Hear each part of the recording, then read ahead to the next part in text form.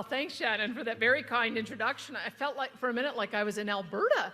You probably don't hear a message like that very often in the nation's capital, but we are absolutely delighted to be here. When I say we, I mean I brought a whole delegation of my ministers with me. So first of all, you've already met James Carpenter. I'll talk a little bit more about him because he has opened up our Ottawa office, so we now have an Ottawa presence here. For those of you who are from Ottawa, that'll be an opportunity for you to be able to engage with our ministers. I'd be more than happy to tell you why we're doing that when Rachel does the Q&A, so I'll just plant the seed that I'd be quite happy to answer questions like that. But I may ask my ministers, if it's not too much, you're not in the middle of a mouthful, just to stand up so that you know who they are. Rebecca Schultz is our Minister of Environment and Protected Areas.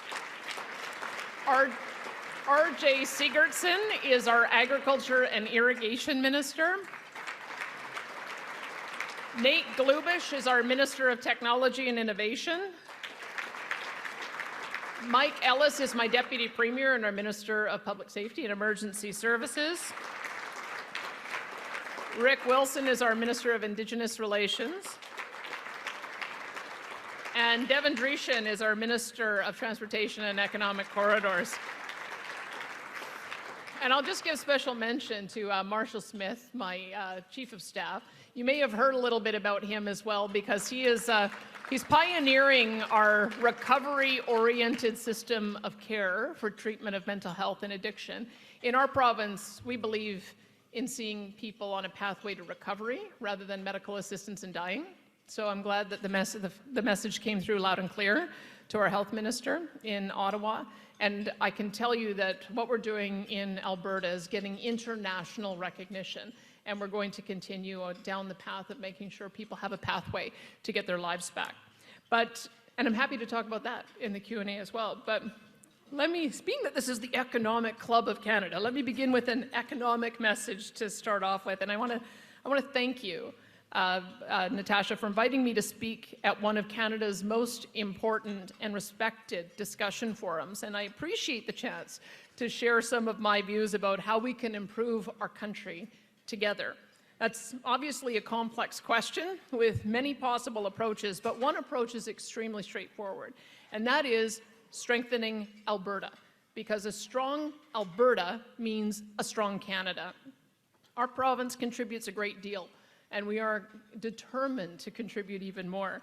Contributing has always been our way, from the energy we share to the economic strength we provide, and from the jobs we create across the country to the warm welcome we extend to workers from other provinces choosing to call Alberta home. Albertans are proud Canadians, and disagreements between governments or moments of friction in the national discourse doesn't change that. We want to help, and we want to ensure that Canada thrives.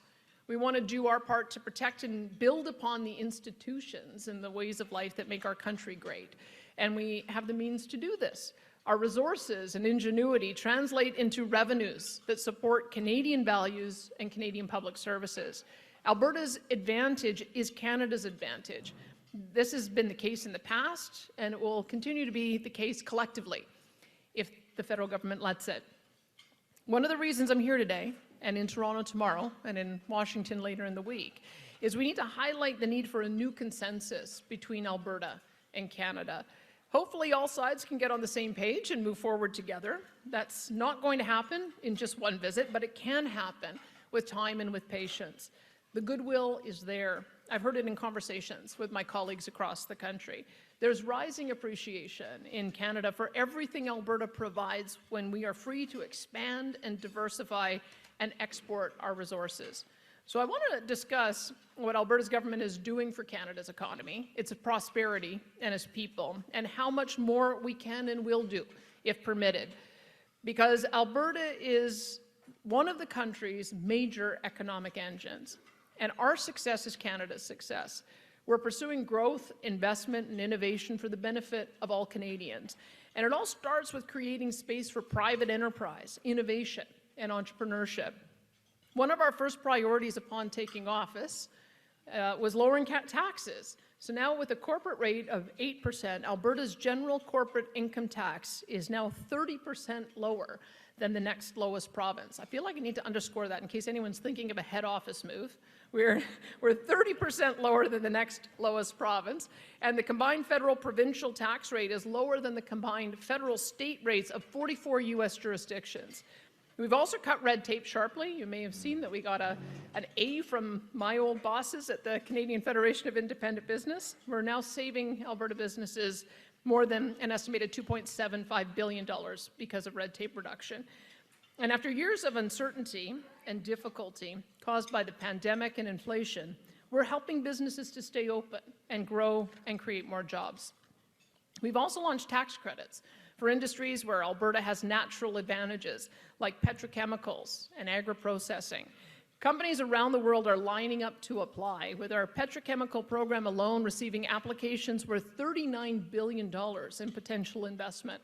And we're working on a similar initiative for capital-intensive projects like ammonia and helium, lithium, liquefied natural gas, minerals, geothermal energy, and more. And everything we're doing is designed to help Alberta do what Alberta does best: use our resources to take Canada's economy to new heights. The opportunities are obvious. Between the war in Ukraine, attacks on shipping in the Red Sea, and fears of a wider war in the Middle East, the world is looking for safe, reliable supplies of energy, and we want to deliver it. And Canada should be doing everything possible to help us. Demand for oil and natural gas will last for decades because nothing else is ready to replace hydrocarbons at scale. And Alberta is well placed to fill that demand. Our province accounts for about 80% of Canada's total oil production, 80%. And we're also the country's largest natural gas producer. If we can get more of this energy to global markets, the benefits will flow to all Canadians, and there are a lot of benefits. Altogether, Canada's oil and gas industry adds more than $100 billion to the nation's GDP annually. It supports almost 400,000 Canadian jobs, and it generates billions of dollars every year in public revenue through taxes, leases, royalty payments, and a lot of those taxes go to Ottawa as well in the form of personal and corporate income taxes. Expanding oil and gas production creates more funding for our healthcare systems, more money for new housing and infrastructure, and it brings fresh investment into other parts of the economy that support the energy industry. It's also a boost for Canada politically, establishing our country as a significant contributor to global peace and security. More Alberta oil and gas is a win for the planet, too. Our LNG, ammonia, and hydrogen can help other countries shift away from high-emission energy sources. Clean Alberta natural gas does have a business case in support of growing demand in Asia and long-term fuel switching off of coal.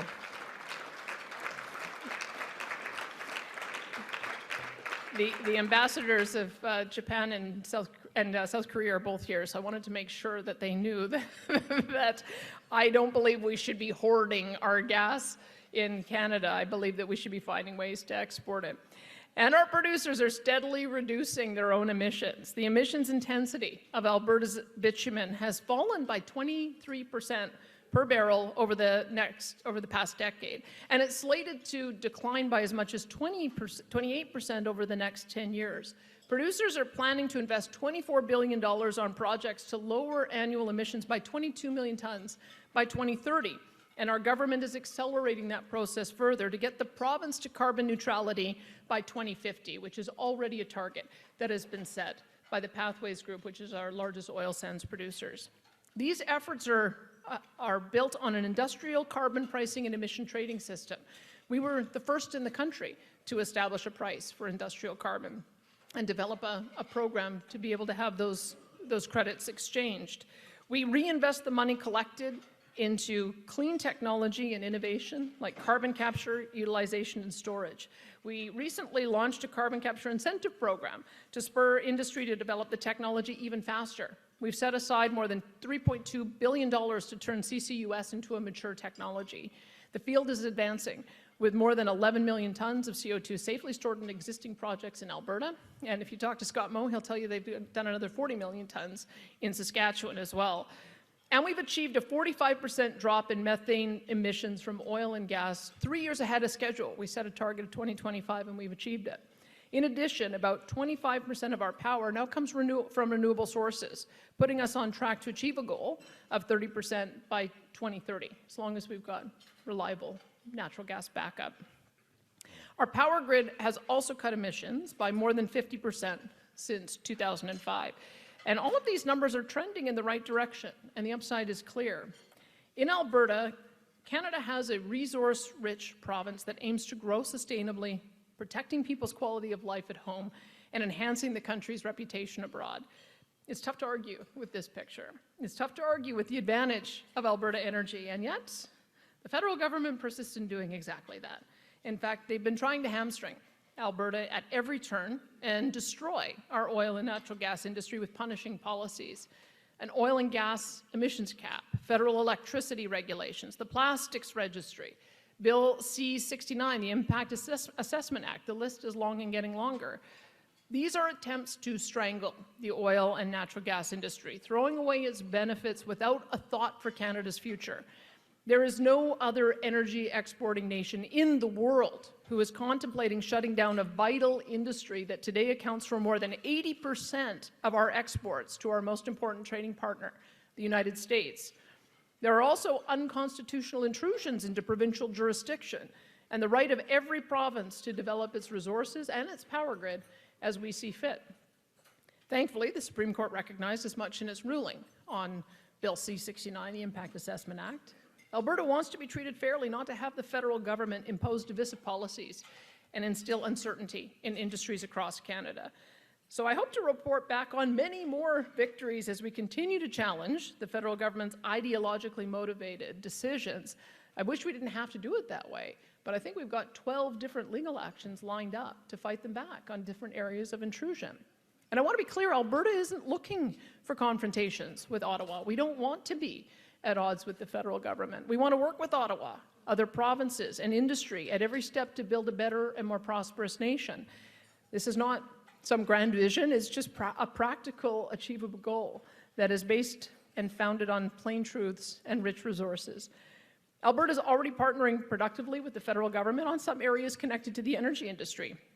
We have a bilateral working group with the federal government dedicated to aligning policies and incentives for ammonia, for small modular nuclear reactors, for carbon capture utilization and storage, and other emissions reduction technologies. I must tell you, we have a net zero hydrogen facility in Air Products. We have a net zero petrochemical facility that's being developed with Dow Chemical.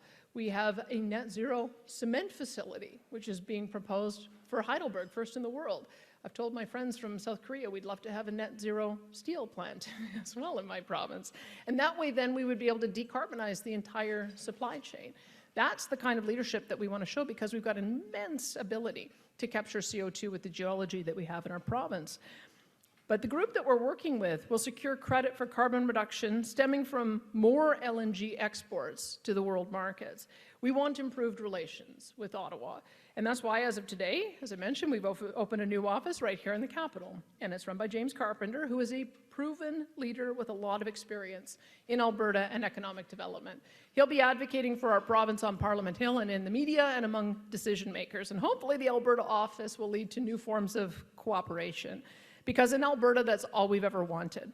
What's missing on Ottawa's side is an openness to the facts and a willingness to dismiss radical ideology in favor of reason. Canada's future shouldn't be held hostage by activists. It should be something that we can work towards in the interests of all Canadians. Alberta's energy offers the best way to do this, but it's going to take a lot more infrastructure and a lot less legislative interference to pull it off. I hope everyone here can tell the federal government the same thing that we are, because they need to hear it from a wide audience. The alternatives are energy poverty, material poverty, a failing economy, and the loss of the Canadian advantage in a time when the world needs more of it. None of that should even be up for discussion. But with that, let's get into the discussion. I'm looking forward to the Q&A, and thanks so much for coming out today.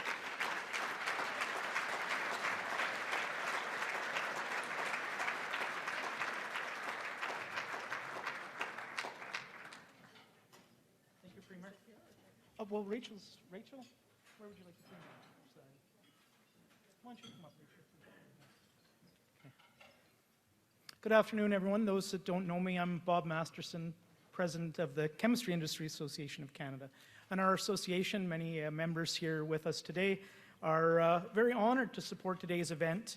Appreciate Natasha and the Economic Club of Canada for bringing us all together today. Thank you, Natasha. Premier, it's always a highlight on the Ottawa calendar when a provincial premier comes to town to share their perspectives and talk honestly about the other side of the federal-provincial relationship. And we're especially thankful for you joining us today and sharing details on Alberta's plans to strengthen its representation in Ottawa with your new office. Thank you, Premier. Our country, and the Premier said this, our country does work best when stakeholders, the business community, all levels of government come together to pursue common objectives and take action on common problems. And this was best exemplified for us in November last year when Dow Canada announced that with the support of the province of Alberta, the Government of Canada and the municipality of Fort Saskatchewan, that it was embarking to build the world's first net zero petrochemical complex right here in Canada, probably a $12+ billion investment when that all comes together. So that's what happens when our governments can work together with the business community and stakeholders. Alberta's abundant resources, its infrastructure, including that important infrastructure for carbon capture and storage, the competitive investment environment in the province, these are positioning the province as among the leading global destinations for our global industries' low carbon and growth objectives. The province has long been consistent in its belief that achieving that low carbon economy is wholly contingent on investment attraction. I had the chance about a year ago to spend the day with the Premier in Medicine Hat, and I was so impressed with her immediate understanding of the relationship of reaching these objectives to be net zero and understanding how much capital that's going to take and what Alberta could do to make that happen. So we've seen that reflected in the province's actions. They've worked very closely with the federal government to have a complementary approach to carbon capture and storage. And Premier, I can't speak directly, but I would suggest you're going to have some more announcement decisions to celebrate in the weeks and months to come. You know, at the same time, though, the Premier and her ministers have been very forceful in rejecting unilateral regulatory approaches that aren't accompanied by investment attraction. The Premier's had the conviction to challenge those approaches in the court system, and she's won more than a couple times. Thank you, Premier.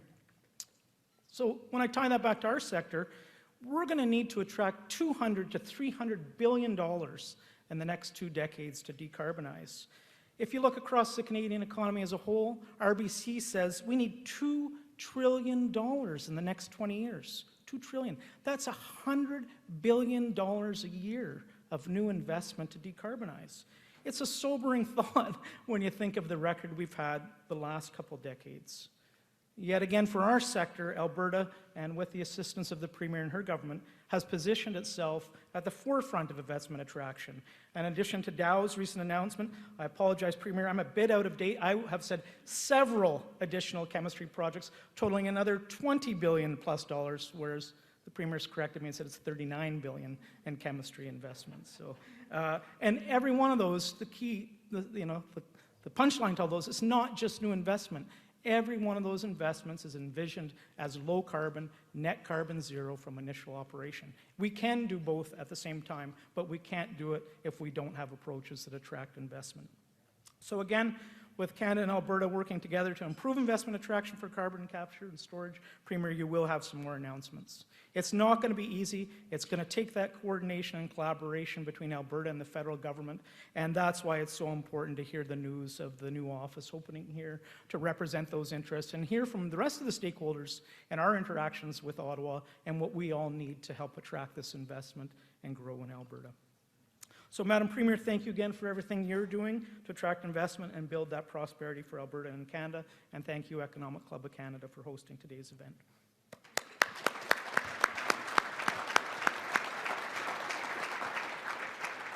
It's now my pleasure to welcome someone probably doesn't need an introduction to most people in the room, but to welcome Rachel Curran to the stage for the Q&A portion of today's event. Rachel's well known to many of you. She's currently head of public policy with Meta Canada.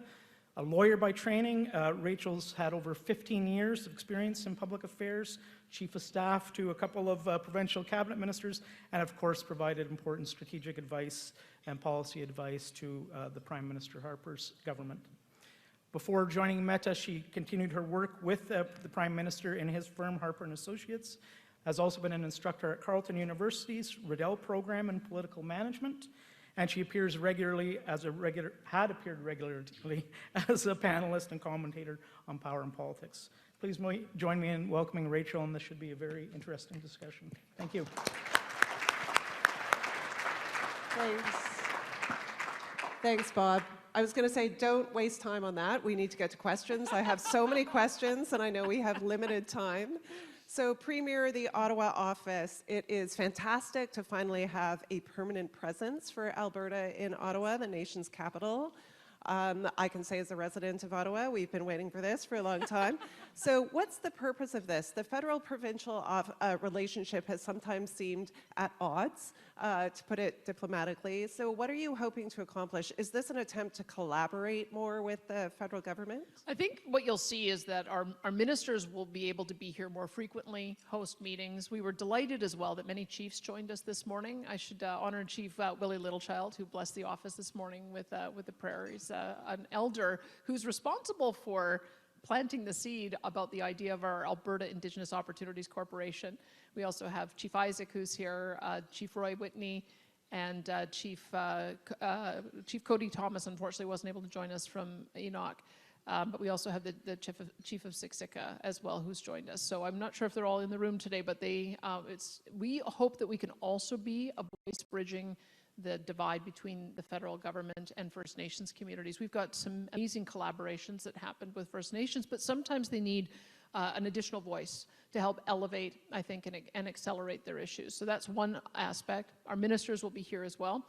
And when I found out that Quebec had an office in Ottawa, I thought, so Quebec, because of the bilingual requirements, probably have 90% of the civil service. They also are just across the river in Hull, and they feel a need to have an office presence in Ottawa, so we felt that it's probably time for us to be here too. In fact, James has already reached out to, I think they call it their embassy, and so we're going to work. We call ours just an office, just letting you know. And so we're going to see if there's some ways that we can have some common cause. Because what I would tell you is that when I meet with the fellow premiers, it's not just us that feels the frustration with the federal relationship. Every single premier has very similar frustrations. And so if we can help to pave the way to, I think, more collaboration, we want to be able to do that. That's fantastic, thank you. So on a similar note, you traveled to Dubai recently. We haven't seen this a lot from provincial leaders. So you traveled internationally. Why did you feel that was necessary, and what message did you carry? I think it was demonstrated why we needed to be there. Because if we weren't there, the only voice representing Canada would be Environment Minister Stephen Guilbeault. And I think we also saw a bit about the federal strategy there. We had established tables so that we could work together collaboratively on a carbon neutrality target by 2050, on issues around the grid, on nuclear, hydrogen, and yet when he arrived there, he told us he was going to be announcing a bunch of policy, that we'd have to sign a non-disclosure agreement if we wanted to see what it was in advance. And there was no consultation on the emissions cap that was announced, the methane cap that was announced. And so we know that if we had not been there, that final communique probably would have been a lot more offensive to our interests and to the way our country is supposed to work. So we are going to continue having representation there. So those of you who want to join us in Azerbaijan, happy to have you come along. And then we'll be also planning to be at Brazil as well. I think what we've very clearly seen is that national and subnational governments who are energy rich like we are, we have to have a voice at the table, and we have to make sure that we're sharing our own technologies and ideas about how to reduce emissions while still maintaining the health of the industry. That's really smart. So, you know, Alberta seems like a bit of a bright spot in the Canadian economy at the moment. While foreign direct investment overall has been dropping, under your government, investment seems to be up in Alberta. Can you tell us about any notable wins on that front and your prognosis for future investment? Were you talking to potential investors in Dubai? Are you trying to bring the world to Alberta? What's your plan on the investment front? Boy, there's so much. I mean, I've mentioned already what's happening in the energy sector as well as the green energy sector, but we have major investment happening in agriculture as well. The McCain's announced a $700 million plant to expand their French fry factory, which I guess is the biggest investment that they've made since the 1950s.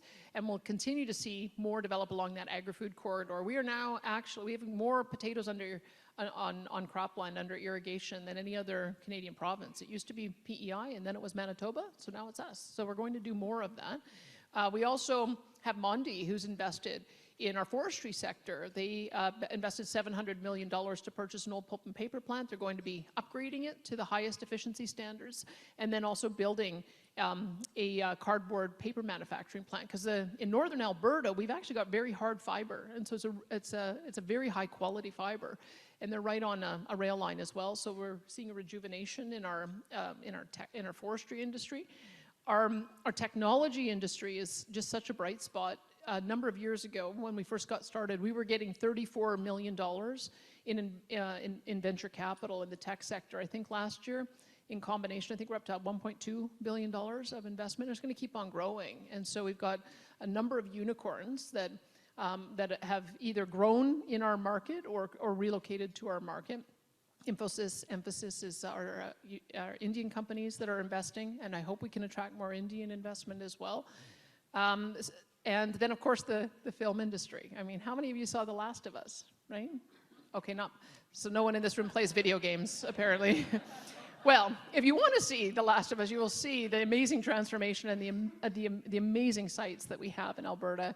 And we've won the production has won a number of awards for filmography. And so we're going to continue to attract that kind of investment as well. One of the things that I feel so very proud of is we've always talked about the need to diversify our economy. It's because we do have this roller coaster. And it's been a vision of premiers going back to Peter Lougheed, probably going back to Manning, actually. And now we're finally realizing it. And just give us another 10 years, and I think it's just going to be extraordinary what you see in our province. And part of it is we love wealth creators. We love job creators. We know that people who are willing to invest in our province to create those jobs, not only do they benefit their workers, they benefit us as a government, but they also are some of our most prominent philanthropists to give back to the community. So you will see other politicians of other political stripes often campaigning against our wealth creators, and that will not be us. So we have an open door policy, and we want to make sure that people understand we are definitely open for business. That's a great message, and it makes me wonder why everyone is not moving to Alberta. You can. Alberta's calling. Happy to have you. There's lots of room. Yeah, that was a great campaign. So on a more maybe less positive note, 2024 started off with a bit of a bang in Alberta with the energy grid alert. So what happened there, and what message does that send about energy reliability and the energy transition? Yeah, I started my career on the Calgary Herald editorial board as a commentator, and they were deregulating the market at that time, back in 1999. So I was assigned the task of learning about the electricity business, and I've been following it through different iterations in my career ever since. So I knew we were under strain. I watched that we've had what they call level 3 alerts. That's when you have to get to brownout because you've got grid instability. In the past, between 2006 and 2017, we had 3 level 3 alerts on our power grid. In the last 18 months, we've had 14. So I began to see that we were going to have a very serious problem. And all it took was that confluence of factors of high demand at a time when you've got low renewable being generated, as well as planned or unplanned outages of natural gas. And when I saw what happened in Texas a number of years ago, when they had a power grid failure, because they have a very similar market to us, 346 people died. So this isn't just an ideological conversation we're having. We're not just fighting for the sake of fighting. It's very serious when it's minus 35, minus 61 with the wind chill at the Edmonton airport one of those days.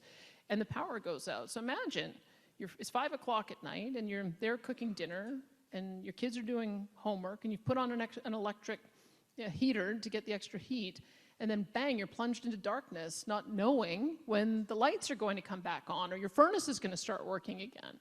And that's what a power outage is. It means that for 30 minutes at a time, 120,000 homes have to go into darkness, and we rotate it so that it doesn't burden and cause problems to any one particular community. We couldn't have that. So 4 o'clock at night, my electricity minister was watching as the power kept on climbing, 12,343 megawatts, the highest generation we've ever had. And at that time of night, there was 0 solar being generated. And there were 7 megawatts of wind being generated, even though we've got installed capacity of 6,000 megawatts of wind and solar. And it's soft comfort. I mean, people said the next day, oh, solar came out, sun saved the day. Well, I can't just tell people, wait until the sun comes up at 9 o'clock in the morning when it's 5 o'clock at night. So what we did is we made the hard decision to just do an emergency alert to our citizens. And what happened is within 1 minute, 100 megawatts came off the grid, and within less than 5 minutes, 200 megawatts came off the grid. To make that happen, it means people got up, unplugged their electric heaters, turned off their lights, and were sitting there waiting until the urgency passed. We probably had 500,000 households respond to be able to get that kind of instantaneous response, and it ended up saving the grid. But we don't want that to be the norm in Alberta. We want to make sure. How did we get here? Like, how did we, in one of the most energy-rich nations in the world, how did we get to the point where we're asking Canadians to make a collective effort to conserve energy so we don't freeze? Are there any bankers in the room? Because I met with somebody who wants to build 1,200 megawatts of natural gas, and they want to do it with carbon capture, and they want to use the carbon capture to do enhanced oil recovery. And they've talked to their 3 bankers, and their 3 bankers have said, no, sorry, too much risk from the federal government. We're not sure what's going to happen there with the electricity regs. But if you want to build a solar project, we can fund you. So when I had to enact the Alberta Sovereignty Within a United Canada Act, it was because we may need to step in and de-risk those projects. It pains me to talk about having to set up a crown corporation. But if that's the only way that we can build reliable power, because of the uncertainty that Stephen Guilbeault has created with his ridiculous net zero electricity regulations, that's what we're going to have to do. I have now 41,000 megawatts of proposed power in the grid. Almost all of it is wind and solar. And I've got no natural gas in the grid. Fortunately, Capital Power is talking about working on small modular reactors, but guess what? They say that's not going to be implemented until 2035. So we've got a real problem. This is why when you see our signs and our advertising about no one wants to freeze in the dark in the middle of winter, it's not hyperbole. That's reality if we don't end up solving this problem. And are you seeing take-up from investors on that front? So you're talking about de-risking these projects. I assume that means the provincial government is stepping in to provide backup, financial backup for these projects. Are you seeing any take-up on that yet? Is the private sector responding to that positively? No, I mean, I haven't seen the private sector respond to that yet, which is why, again, we put the notion out there that we would have to build these ourselves, hoping that the private sector would respond. And at the moment, the banks are still saying there's too much risk. Even on the project I described, which it would be a carbon capture project. And part of the reason for that is that the federal government says that they will allow abated natural gas on the grid, but it has to be 95% abated. And anyone who's in this space knows that we're probably at about 60% ability right now with our technology, maybe able to get up to 70 or 75%.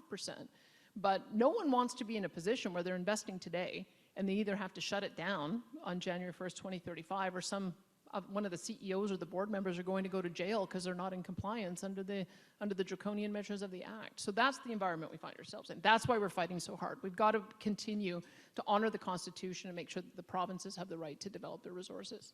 Interesting. So we saw the federal government step in and have to fund the Trans Mountain project, which I assume it's a similar dynamic at play there. Are you prepared to do a similar thing in Alberta to actually step up and fund resource projects at the provincial level yourselves? Yes, I mean we have to invest in the infrastructure that will get our products to market. I believe our investment arm, AIMCO, is an investor in Coastal GasLink. We, through our Alberta Indigenous Opportunities Corporation, we have already said that we were happy to facilitate a First Nations purchase of a portion of that line. And those are the kind of investments that we may end up having to do more of. And it's not unusual. When I was in Dubai, I met with representatives from in Qatar, and that was their approach. They said, we need to get our LNG to market. So let's make sure that we build the LNG export facility, and then let's also make sure that we build the LNG import facility in all the places we want to buy it, and make sure that we facilitate the movement of the goods in between. So that got me thinking, if that's the direction we need to go, then that's what we have to start thinking about. I don't like talking that way. I think that we should be able to have a free enterprise system and private market and federal and provincial governments working together so that the risk is borne by the investors. But we won't have our assets stranded. We need to make sure that we continue to be the economic engine. Our partners, Japan and South Korea and elsewhere, need to have a secure supply of our energy. And we think it's the responsible thing to do to make sure that we continue to push that along. And are you working with other premiers on projects like this? So what does this mean, I guess, for someone from Ottawa, what does this mean for the future of federalism? So are you talking to other premiers about taking these kinds of steps, sort of separating yourselves a little bit from the federal government and proceeding of your own accord? What discussions are you having provincially about that? I was reminded that we've been talking about economic corridors in our province since 1934. I think it was William Aberhart who first started asking for it. And here we are, coming up on 100 years later, and we still don't have economic corridors. So that's why we have Devin Dreeshen as our Transportation and Economic Corridors Minister. And one agreement he already signed was with Saskatchewan and Manitoba to work on a corridor that will get us to Hudson Bay. And even with the new premier there, Wab Kinew, we're going to be renewing that partnership. I know that Ranj Pillay in Yukon, he wants to work with us to see if we can make Skagway the main port for his territory. Up north, they want Grays Bay to be their major export option.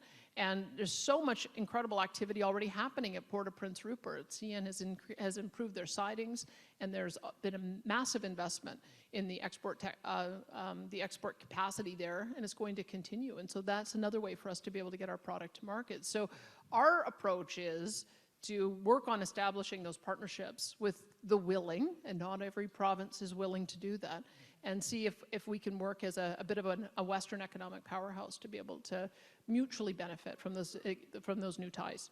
That's fascinating. So you're working with a Liberal Premier in Yukon, an NDP Premier in Manitoba, an NDP Premier in BC. So this is really a cross-partisan effort. Just let me ask one last question. I know we're running out of time. You talked a lot about working with Indigenous stakeholders, Indigenous communities to participate in these projects. So why is that important to your government? Who are you working with? How do you see this as kind of the way to get things done? We take economic reconciliation seriously. I don't think that there can be reconciliation with First Nations if you don't begin by addressing some of the serious economic challenges that our nations face. And it's been remarkable. So our Alberta Indigenous Opportunities Corporation, the idea behind it is let's just backstop major investments so that the nations can take an ownership stake in a project and be able to get the long-term dividend stream associated with that. So one of the best projects got announced, I believe it was November of 2022, and it was Enbridge, who had a number of partners, I think it's 23 nations, who now have a percentage stake in Enbridge, and they're earning an annual amount of revenue. We're up to, I'm looking at Rick to see how many projects we have, I think 7 major projects. And over the lifetime of those projects, it'll generate $1.2 billion worth of revenue for those nations. More than that now, and it's going to continue. So having own source revenue is going to be absolutely game-changing for the nations. So that's one part of it. But we also have to deal with the significant social issues that we see. And in many of our cities, it's First Nations people who come to the city and are not able to get a foothold and then find themselves in the state of addiction and homelessness. So it's part of the reason why we've also partnered with nations to build recovery communities. We've got recovery communities that we're building, 150 beds where we're going to do intensive therapy. The ones that will be built on nations will be using Indigenous healing practices. And we're going to get people off the street, get them supported to build their recovery capital, reconnected with their community, connected with a job, connected with their spiritual practices, and on the road to recovery. So we're doing that because it's the right thing to do. We're not going to sit and argue with the federal government whose jurisdiction it is. This is what reconciliation is about, is recognizing that we share this land. And as I think it was Ori Crowfoot told me, I think, or maybe it was Chief Cody Thomas, like we're all treaty people. We are all signatories to those treaties. And so we all have an obligation to make sure that they're working and make sure that everybody's able to mutually benefit. So we walk that talk. And I can tell you, Rick Wilson has done an amazing job of ensuring that those relationships are continuing to grow and flourish. It matters because we think that we can be a true partner and an extra voice for those First Nations partners. Fantastic. Thanks so much, Premier. I know you're out of time, and you're doing amazing work on the addictions and mental health front, which I wish we had more time to get into. But I know you've got a hard deadline here, so I'm going to turn it back to Natasha. Thank you so much for your time. My pleasure. Thank you.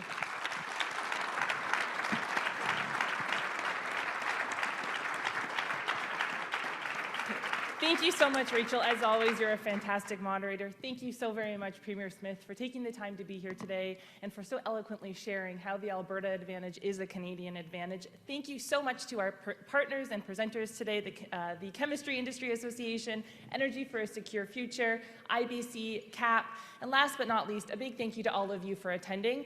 I'm sure I'll see some of you at the reception this evening, but until then, have a great rest of your day, and we'll see you soon. Thank you.